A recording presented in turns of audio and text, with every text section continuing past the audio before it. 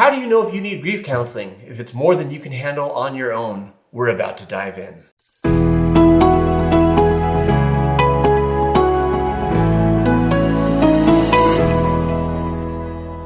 Hello, I'm Jonathan Decker, licensed therapist.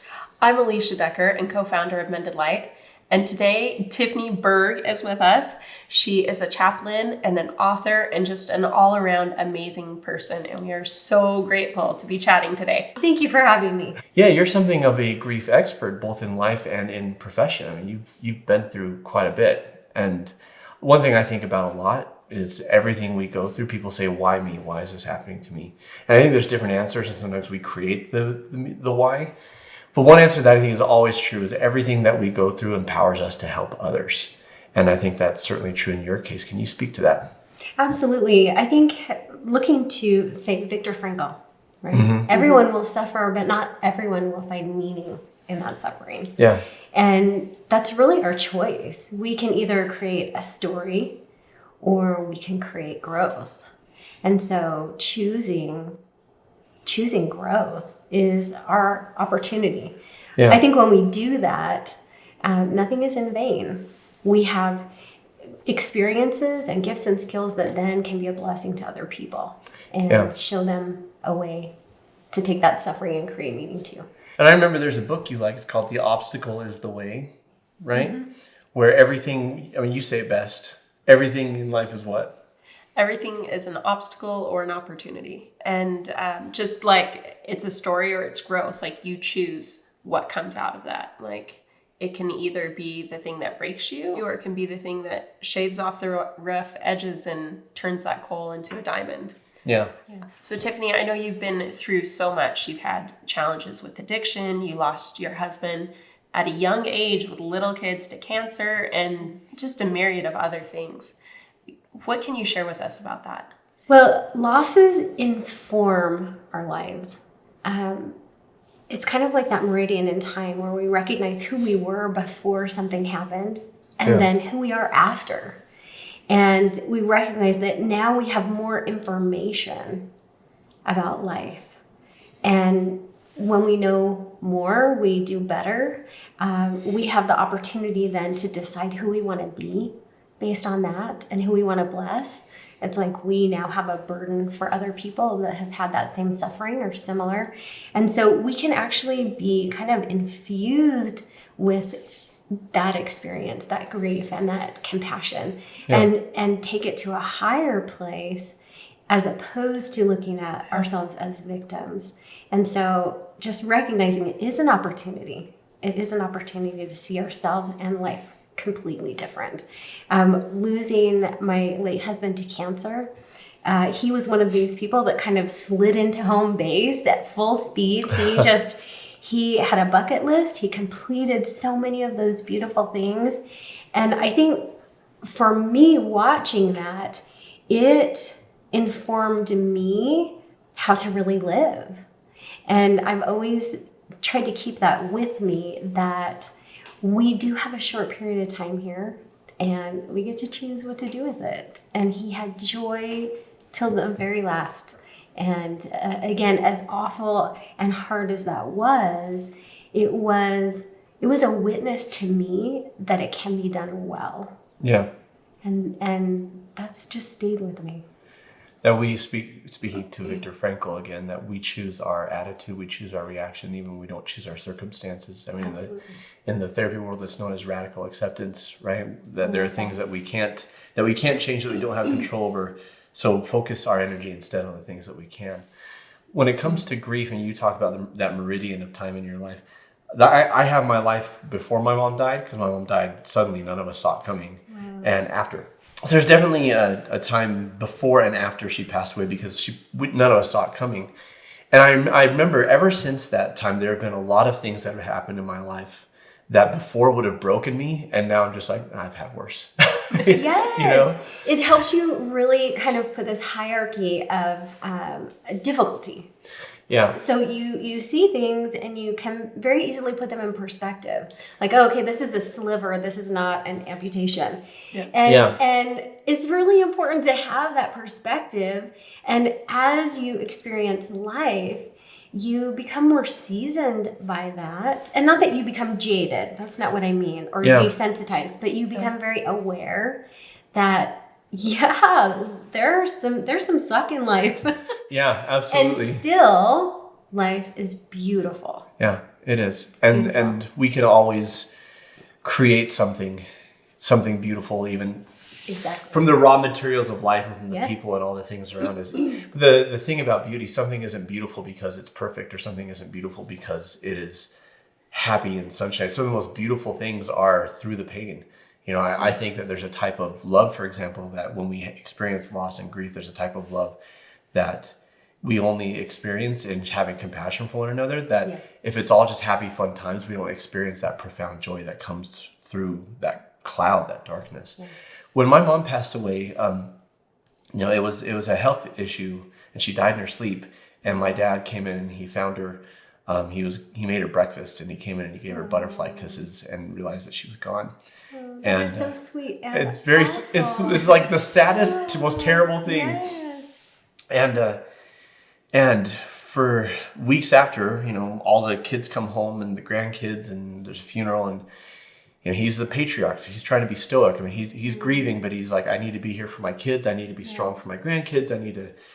And then we were saying, Dad, she was your wife, and you found her. Like, you should probably get some counseling. He's like, I don't know what a counselor's going to tell me. He says, I'm not mad at God. Like, I know these things just happen. I'm fine. I'm just going to. And he's like, I am grieving and I do cry, but I'm just going to go to work. And then like 3 months later, he had a mental breakdown. Yes. Usually if people aren't open to addressing the emotional things, your body will show up and say, time out. Yeah. Time out. Yeah. And you do have some sort of physical, you know, emotional manifestation. Well, in one day, he lost 20 years of memory. He knew his wife died. Mm-hmm. He knew who his kids were, but he didn't recognize his kids' spouses or his grandkids. And everyone thought, oh no, Dad's lost his mind. Now he got it back. It was trauma-based short-term amnesia. He got his memory all back. But it was at that point, he's like, maybe I should see somebody. You know, maybe I should. Now, it's not always that dramatic. But how do we know? And I'd like to pick your brain about this as a chaplain and talk about it as a counselor. And Alicia's just here as a very, very smart, experienced person. But I want to pick your brain about, because a lot of people just try and soldier on and say, well, I can work through grief myself. Right. Yes, I'm crying and I'm doing this and that, and I'm talking to friends and family, and they may even have a growth mindset about it. Mm-hmm. But how do you know when the time has come, I actually do need to talk to somebody about this? Sometimes people come across what I call trauma hiccups, okay? Where they're trying to go to work, or they're trying to be in a relationship, or they're trying to complete something, and it's like they just can't get through it. Yeah. Right? So sometimes that is the catalyst where they say, gosh, you know, I can't complete what I want to complete. Yeah. I used to be able to do this. I can't do it now. Yeah, Something's wrong. I can't think clearly, and you know, something. I don't have the energy. I don't have the drive. I don't care. And anymore. it doesn't necessarily mean that is like right after a big loss, because sometimes people can soldier on for a long time, months and years, and a lot of times they'll have these psychosomatic markers that show up. It's like, hey, body's not okay. Don't have the bandwidth for this. There's something undercurrent that needs to be taken care of. Kind of 3 things that I recognize when I'm working with people, because we think that time is going to heal all wounds, and that's not the case. There's 3 things. No, sometimes giving it time just means you suffer longer. It makes it worse. Yeah. So think about a soldier that has PTSD. Okay. And you say, is he handsome? Sure. Okay. Tattoos. Wow. Sexy. So. Didn't even know that she had a thing for tattoos. But time passes, and that PTSD actually gets bigger. The fears get bigger. Right. The triggers get bigger, and this person's world gets smaller. Okay, and we've talked about that in some of our other videos. When it comes to dealing with trauma, it rewires your brain. Yes, and so the longer that those neural pathways are used, the more cemented those behavior patterns, those fears, those and those beliefs thinking become. patterns. Absolutely. So 3 things that I see that really create this issue over time, if left unattended, is regret, blame, and fixation. Okay. So those 3 things, like if you are feeling regret, and which often happens, especially in suicide. If someone you love has died by suicide, that regret, I should have done this, I should have. Yeah. And so all of this, you're wiring this shame and just creating these, this mind chatter that is so unhealthy and toxic. Right. And so regret is a big one. If people, time's passing and they're just stuck in this regret pattern, that's going to create self-sabotage. That's going to create sabotage in relationships, in your physical health. Well, it creates this belief, I should be better, I should be different, I'm not good enough. Absolutely. Like all these and no matter what I do, nothing's ever going to change. Right. And so a lot of times people don't think necessarily grief counseling. And this is one of the things that a premise that I really want people to understand is, we talk about grief counseling, but you could just as soon have business coaching that will be effective. Yeah. And so if you have stigma about grief counseling, that's fine. If you're recognizing, oh, I have some of this shame talk or this regret talk, and I'm really hurting myself by self-sabotage, go get a business coach that can speak to that as well, but shift it, because over time it will only get worse unhealed. The second one is blame. If we're blaming someone, either someone that we know or someone we don't know, the drunk driver, or we're blaming a clergy member, we're blaming a child, or we're even blaming God, that over time becomes like a cancer. And it can really undermine our trust for people, our trust for God, our trust for the process. We all have the power of choice, right? Absolutely. And when we've experienced a trauma, sometimes, and in a moment, we didn't have a choice, right? That informs the way we see the world. And then we feel like our power of choice has been taken away. Right. And when we live in that place of blame, we're abdicating. Yeah. We're taking our power to choose. We're taking our power as a human being. We're taking our power to choose, and we're giving it to someone else. Yeah. And someone else might have very well used their agency improperly. Like and oftentimes they have. Yeah.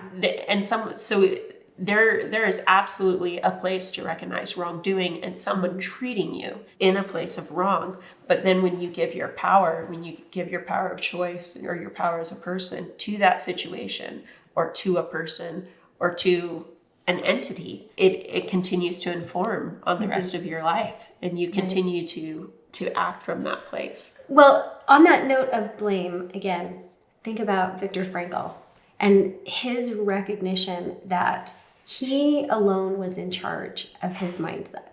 Yeah. Even as a Holocaust. He's in the concentration absolutely. camps. He owned his mental space. And emotionally healthy people do that. Yeah. And then the last thing is fixation. And I think we really don't focus on this enough. And that is, for example, when you were telling me the story about your dad finding your mom and you said butterfly kisses. Yeah. Okay. That is a very physical thing. On a physical level, we have to recognize that every experience is imprinted into our cells. Yeah. Especially if it's a highly charged experience. There's a lot of emotion. A lot of emotion. So you've got touch, you've got smell, you've got sight, you've got things you hear. And so when you look at people who've been in car accidents and there's been a death, or they've lost a leg, or the sound is now connected with a loss. Yeah. And a life change. And so we need to also remember that we have to find those mediums and those disciplines. I think there are some great things out there now, whether it's, cranial sacral, or whether it's, EMT, all these different processes that can help us address the imprints that have impacted us. The brain body yeah. mind connection. Absolutely. It's because what happens then is people smell a smell and it triggers something, or they can no longer approach people and do butterfly kisses.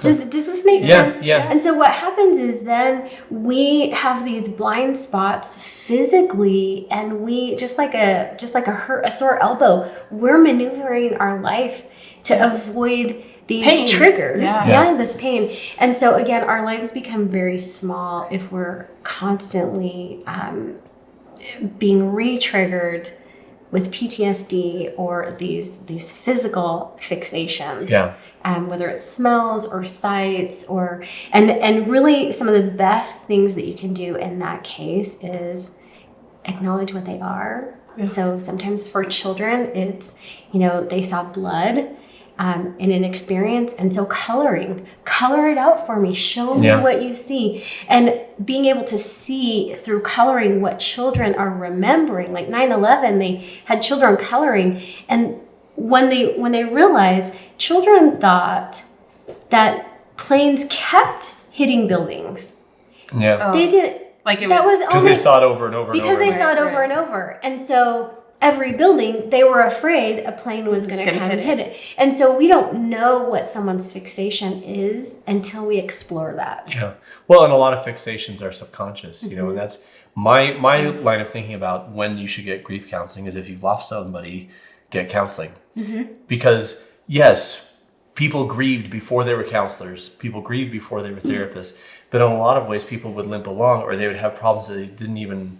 There weren't the means or the tools to address it like there are today. After I lost my mom, I didn't get counseling, and I didn't have a nervous breakdown. But what I did have is an extended period of desperate, clingy behavior with family, friends, and romantic interest because I just wanted to feel close to the point where I actually started pushing people away.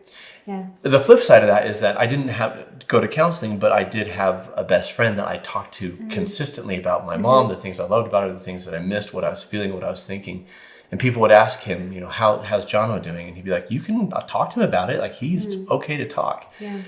Counselors offer tools and skills and a listening ear. And maybe you need skills and tools, and maybe you just need your family. But what you can't do is just shut down. Isolation is grief in and of itself is deeply isolating.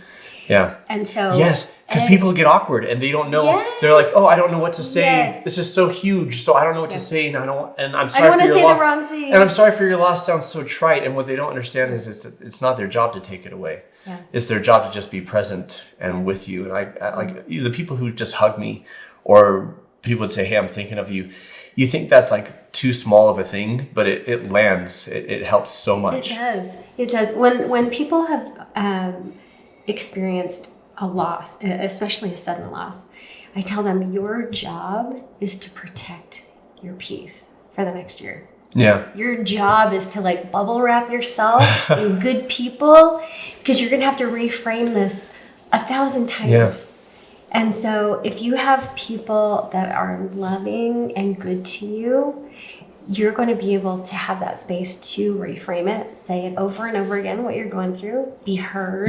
People will be in the lake with you. And sometimes it's not a counselor, but my goodness, if you can find a good counseling group, that helps you normalize, because you're hearing other people going through grief and loss also. The point is, don't be in it. Don't soldier on. Find the community, find the support, whatever that looks like. And know that you're vulnerable. Just bubble wrap yourself. I love that. Bubble wrap yourself. That's your job, to bubble wrap yourself in peace. I'm keeping that for the next year.